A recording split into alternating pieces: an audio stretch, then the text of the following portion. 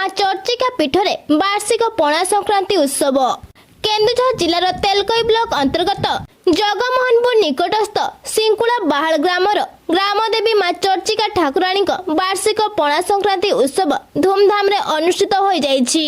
संक्रांति पूर्व दिन ग्रामदेवी ग्राम परिक्रमा करा जाइथिला। ग्राम संलग्न सरुआली टुंगुरु बाहाल अंगद सरुआली ग्राम परिक्रमा समय ग्राम उत्सवमय परिवेश सृष्टि होइथिला। पणा संक्रांति रे नीतिकांति सह मां चर्चिका पूजा विधि कार्य देहुरी निराकार नायक संपादन करथिले।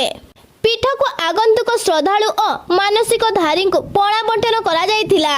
हजार हजार श्रद्धालु गहणर मां चर्चिका वार्षिक पणा संक्रांति उत्सव मुखरित करथिला। पणा संक्रांति जगु सिंकुला बाहाल ग्राम उत्सव मुखर होइथिला। एही अवसर रे सांस्कृतिक कार्यक्रम रे ऑपेरा परिवेषण करा जाइथिला। तेलकोईरु विजय विश्वास रिपोर्ट अनुध्यान टीवी।